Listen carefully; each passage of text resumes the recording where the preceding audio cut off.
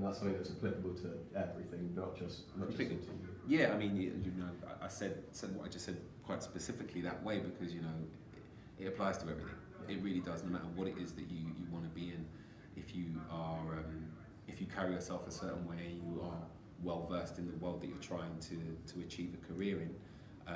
Whatever it is, you will find some level of success. I very strongly believe. Yeah, brilliant. Obviously, you've had a very extensive kind of career, and you're still young. Is there any kind of definitive moments or projects that you've done throughout the career so far that you kind of look back on and think that was a big moment? First of all, thank you for calling me still young, because I'm an old man and I feel a lot. Definitely not. Mate, I feel a lot older than I am anyway. I'll tell you that for free. Okay. Any definitive moments? Yeah, I do think that there was definitely a definitive moment in making my first documentary in 2010. Yeah. And that was a series on autism.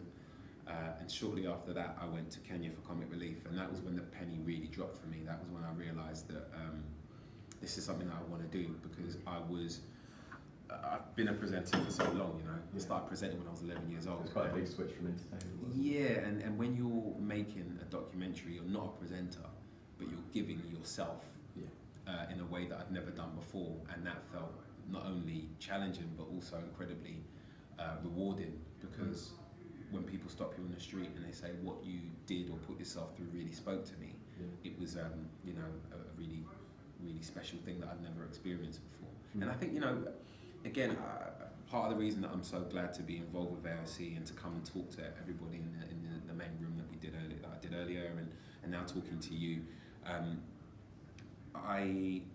I'm adamant that this idea of further education can not only help people, but it can also help people in lots of different ways. And my experience is quite unique, being in entertainment and doing what it is that I do. But I truly believe that everything that I'm saying in terms of what it is that's helped me find the success that I've found is applicable to whatever career you choose. It's a combination of self-belief, drive, and also working on something that you're passionate in, and therefore the work doesn't feel like work. And also, and more importantly, when you're actually investing in something that you want as a career, suddenly the research and all of the knowledge that you need to gain isn't something that's been choked down your throat, and it just comes naturally because you've invested the time in something that you're passionate about. And if you're doing something that you would do when nobody's watching because you're genuinely interested in it, you've got no choice but to succeed, I think. Yeah, definitely. You mentioned the documentaries you've done more recently, the ones that spring to mind for me are Extreme Russia, and the things you did in Texas as well. What are the kind of challenges that have come with filming in those sorts of locations? Yeah, well, they're quite difficult. So Russia obviously is difficult, not just because of the weather. Shooting in minus 30 degrees is difficult. But it was pretty crazy. Siberia, I think it got as cold as like minus 35, minus 40, something like that. So it's difficult anyway because of the conditions, but the attitude's the toughest thing. I think if you're, again, to try and make this as broad as possible, if you are working in an environment that is so alien to you culturally, it is a very difficult place to not only be yourself, because obviously you're being challenged at what comes naturally to you, but it's also difficult to operate within that. But I think to bring it back to those films in particular, part of the reason that I think Russia was a successful series was, regardless of what I thought or felt about the culture of the people that I was meeting, I ensured that I found some sort of middle ground and I was able to work with them.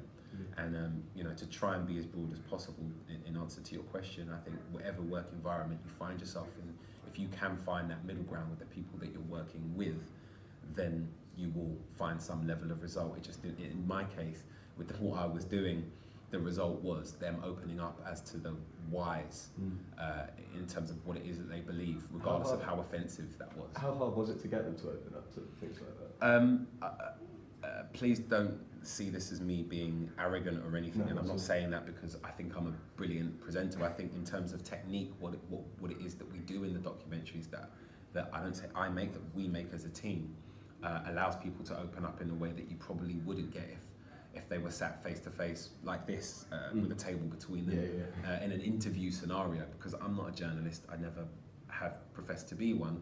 So when you speak to someone on a human level, and you show interest in who they are as a person, it's much easier to get to the whys they are the way that they are, and it's much easier to get to the crux of what makes them prejudiced or racist or, you know, homophobic, rather than sitting down with them in an official capacity.